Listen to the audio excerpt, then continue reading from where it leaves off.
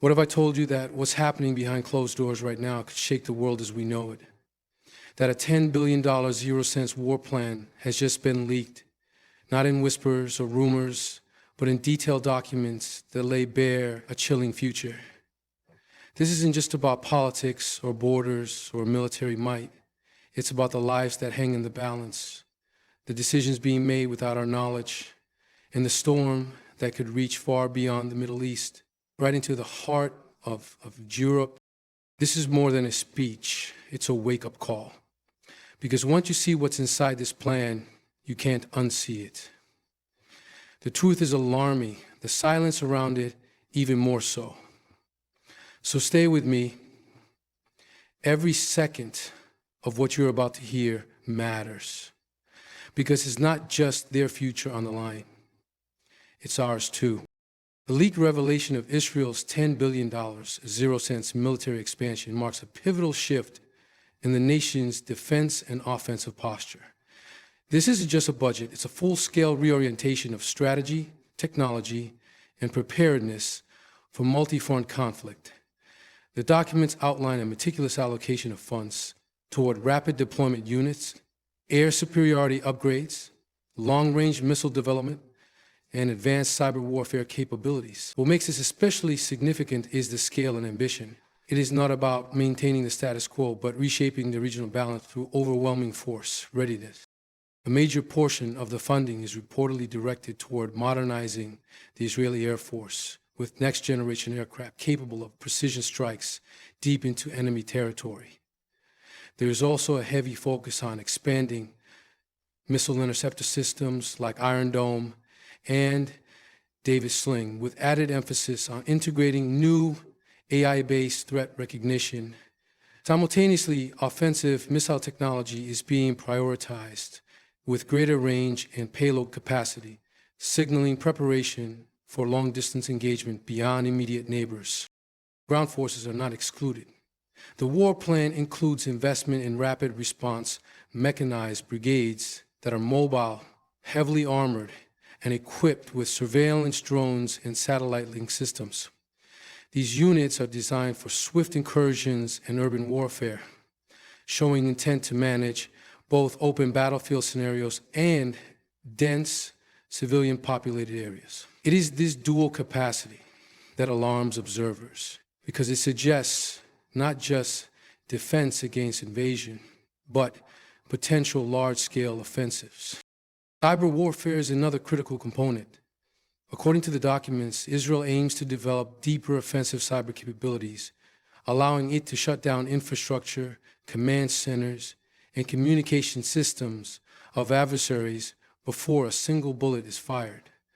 This preemptive digital warfare adds a new layer of complexity to traditional conflict and exposes civilian systems to collateral consequences, especially in less technologically defended countries. The scale of this funding also highlights a confidence, almost certainty, that conflict is not only possible but imminent. The urgency reflected in the procurement timelines, training cycles, and logistical arrangements suggests that Israel is racing against a clock not publicly acknowledged. International observers have noted that such preparation, if left unchecked, can become a self-fulfilling prophecy, where readiness leads to use. This is not merely a military maneuver, it's a signal of intent wrapped in defense. The leak reveals a nation mobilizing not just for survival, but for strategic dominance. The leaked documents reveal that Israel's $10 billion zero-cents war blueprint extends far beyond Gaza, encompassing a broader arc of operational targets that include Lebanon, Syria, and even contingency scenarios involving Iran. This wider scope dramatically expands the potential consequences of any military action, pointing not to a localized conflict, but to a comprehensive regional strategy. Gaza remains a central flashpoint, particularly due to ongoing tensions with Hamas, but the plan positions it as only one piece of a much larger puzzle. The inclusion of multiple theaters suggests coordinated multi-front operations or rapid adaptability to emerging threats across the region. The documents detail specific contingencies for Hezbollah's stronghold in southern Lebanon, anticipating rocket barrages and asymmetric urban resistance. Strategic targets, such as munitions factories, underground tunnels, and political command centers, are identified and prioritized. Israel's preparation involves high-precision strikes, extensive surveillance, and special operations units trained specifically for Lebanese terrain. This means the conflict could erupt simultaneously in the north, while Gaza burns in the south. Syria's inclusion in the plan is based on concerns over Iranian-backed militias operating close to Israeli borders. Intelligence gathered through satellites and covert drone operations identifies key transit points for weapons smuggling, training camps, and command hubs linked to Tehran. This presents a rationale for preemptive or retaliatory strikes designed to dismantle those networks before they pose a greater threat. It also reflects the fear that any major operation in Gaza or Lebanon could provoke a Syrian response, one that Israel is already calculating how to suppress. Perhaps the most alarming aspect is the inclusion of Iranian targets within the scenario framework. These are not speculative possibilities, but mapped targets with estimates on response time, resource allocation, and anticipated blowback. This points to a willingness to engage in long-range operations that could redefine regional alliances and trigger unpredictable escalation. The war plan's architects seem to view a broader war as inevitable, with timelines adjusted for specific trigger points, such as a high-casualty Hezbollah strike or the exposure of an Iranian nuclear breakthrough. For Europe, this expanded target zone has serious implications. Instability in Lebanon and Syria historically translates to migration surges, terrorism risks, and economic strain that ripple into European capitals. If the war expands to involve Iran directly, energy markets could be disrupted, global oil routes compromised, and diplomatic crises escalated beyond control. The involvement of Western contractors and technology firms in Israel's $10 billion zero-cents war plan exposes a complex and ethically fraught partnership that ties global industry to regional warfare. The leaked documents point to a dense network of American and European defense companies supplying not only conventional weaponry, but also advanced surveillance systems, artificial intelligence software, and drone integration technologies. These corporations are embedded in nearly every stage of the planning process, from logistics to battlefield innovation, transforming modern warfare into a joint venture driven by profit, politics, and influence. European firms in particular are shown to be involved in producing parts for guided missile systems, communication jamming devices, and autonomous aerial reconnaissance drones. Some companies provide encrypted satellite systems and battlefield mapping software, which enhance real-time targeting capabilities. While such involvement may fall within legal frameworks, the morality of these partnerships becomes blurred when the technology is used in high-casualty environments or densely populated urban centers. The documents mention specific scenarios where European-made sensors would assist in identifying strike zones, even if those zones include infrastructure such as hospitals, media stations, or schools believed to harbor militant activity. Another layer of concern lies in the dual-use nature of much of this technology. AI systems initially designed for civilian applications, like facial recognition, geolocation, and behavioral pattern analysis, are being repurposed for military objectives. These systems help classify threats, prioritize bombing targets, and even simulate collateral damage scenarios. In doing so, they remove layers of human judgment from life and death decisions, turning complex ethical calculations into code-based outputs, and this raises questions about responsibility when European firms license or export such technologies to foreign militaries involved in ongoing conflict. The financial footprint is equally revealing.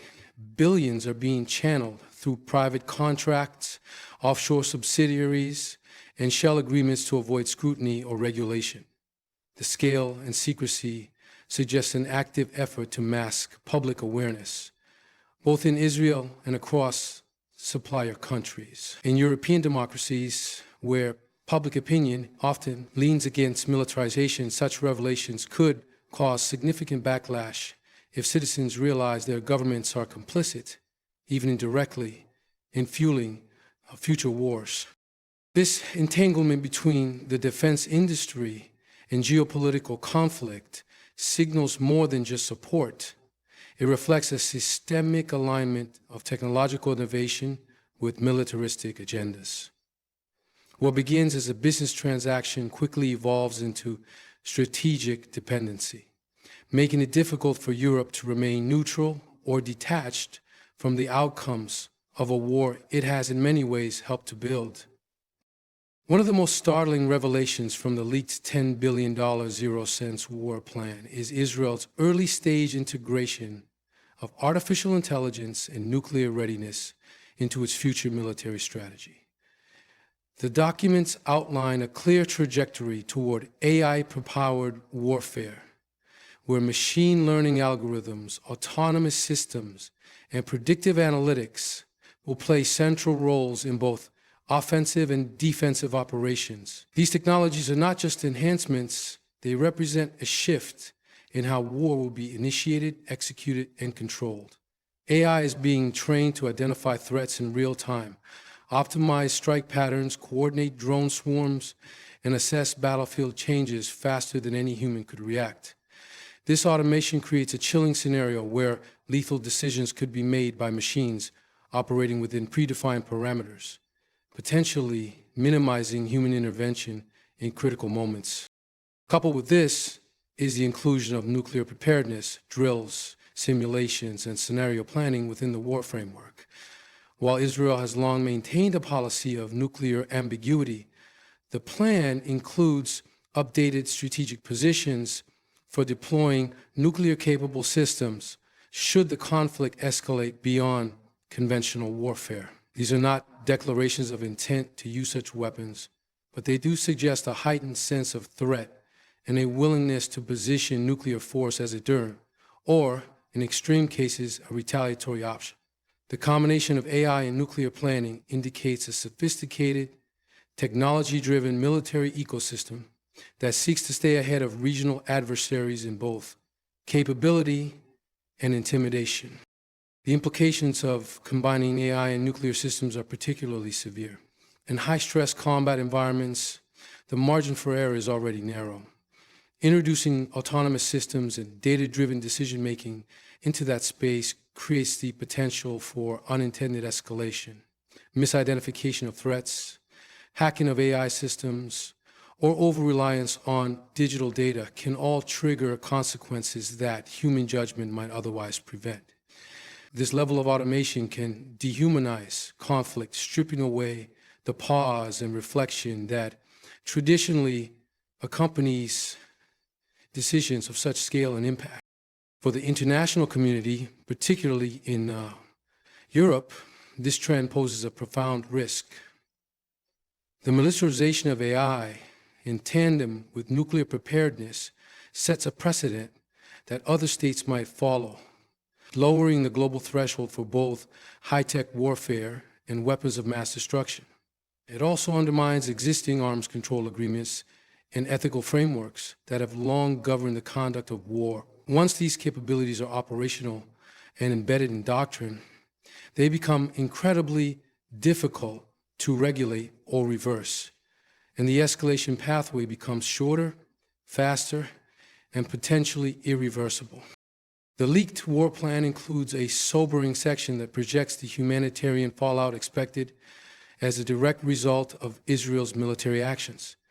It outlines in clear language the likely displacement of hundreds of thousands of civilians, particularly in Gaza, southern Lebanon, and parts of Syria. These projections are not speculative, but are based on modeled simulations of airstrikes, ground operations, and supply chain disruptions. What is deeply unsettling is the tone in which this fallout is described, not as a tragedy to be avoided, but as a strategic inevitability. This terminology reveals a mindset where civilian suffering is acknowledged, but ultimately rationalized as a byproduct of achieving broader military objectives. The document includes figures estimating refugee movements, the collapse of medical infrastructure, and the expected duration of humanitarian crises post-conflict. For Gaza alone, the plan anticipates a minimum of 400,000 people being forced from their homes within the first 2 weeks of sustained combat. These individuals would face shortages of food, water, and shelter, with border access limited due to security protocols. In Lebanon, similar displacement is predicted, especially in densely populated southern areas where Hezbollah operates. Entire neighborhoods are likely to be flattened in targeted strikes aimed at command centers and weapons depots hidden among civilian structures. Further complicating the humanitarian picture is the anticipated use of siege tactics, cutting off electricity, fuel, and communications in areas suspected of harboring enemy activity. The logic behind these tactics is military pressure, but the collateral impact on hospitals, schools, and civilian transport systems is severe. The documents also anticipate damage to key infrastructure such as water desalination plants, bridges, and refugee camps, particularly in Gaza, which already suffers from poor living conditions. Humanitarian organizations are mentioned, but mostly in the context of post-operational stabilization. There's minimal emphasis on coordination during the conflict itself. The lack of contingency planning for mass casualties and humanitarian quarters suggests that the war plan is focused almost exclusively on achieving strategic and territorial goals, with minimal regard for the laws of armed conflict or international humanitarian standards. The ethical detachment embedded in this framework is not just a military issue, but a moral crisis.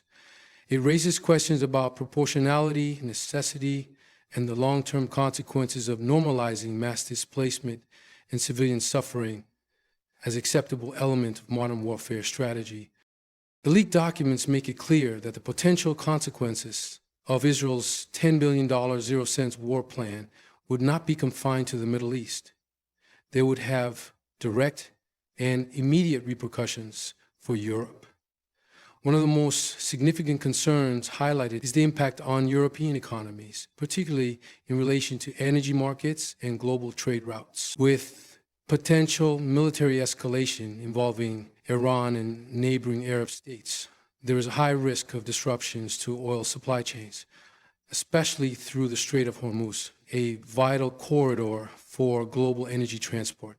Any instability there would directly affect fuel prices across Europe, triggering inflation spikes and economic uncertainty in countries already grappling with post-pandemic recovery and political fragmentation. Another risk is the threat of new waves of migration caused by mass displacement across Gaza, Lebanon, and Syria. The war plan anticipates hundreds of thousands of refugees fleeing their homes within days of military escalation. Historical patterns have shown that such displacements often result in refugee flows heading toward Europe, placing immense pressure on border states like Greece, Italy, and the Balkans. This, in turn, fuels internal political debates, stokes far-right sentiment, and challenges already stretched asylum systems. Governments across the continent would face renewed tensions between humanitarian obligations and national security concerns, potentially destabilizing the social fabric of multiple EU nations. The documents also acknowledge a likely spike in regional backlash and retaliatory actions from non-state actors. European cities could face increased risks of terror attacks or targeted cyber warfare as a response to perceived Western support or complicity in Israeli operations. Intelligence agencies would be forced into high alert, increasing surveillance and counterterrorism efforts at home, while also navigating public criticism over privacy and civil liberties. The social climate could become more volatile, particularly in countries with significant Middle Eastern or Muslim populations, who might feel alienated or vilified as tensions rise globally. Diplomatic relations between European nations and both Arab and Muslim-majority countries could also deteriorate. Public opinion, especially in liberal and progressive circles, may pressure governments to distance themselves from any role, direct or indirect, in supporting Israeli military actions. Defense contracts, foreign aid, and joint security initiatives may come under scrutiny, straining transatlantic and regional alliances. The fallout from the war plan, therefore, goes far beyond battlefield strategies. It reshapes the global perception of Europe's role in international conflict and forces a reckoning with the true cost of geopolitical entanglements in a world increasingly shaped by militarized technology and moral ambiguity. What has been exposed through this $10 billion zero-cents war plan is not just a military strategy. It is a mirror reflecting the brutal reality of modern conflict where technology, profit, and power intersect at the expense of human life. This is not merely about borders or defense. It's about the choices we make as a global community. It's about what we allow in silence and what we challenge with courage. As Europe watches, it must ask itself, will it be a bystander to another unfolding tragedy? Or will it rise to demand accountability, diplomacy, and peace? The world is shifting, and in the shadow of this war plan lies not just destruction, but a chance to choose something better. That choice must begin now. Thank you for staying with us through this urgent and difficult truth. Your awareness is your power, and your voice is part of a growing demand for justice in a world that too often forgets it. Stay informed, stay courageous, and never underestimate the impact of paying attention. Good luck, and may your voice echo where silence once ruled.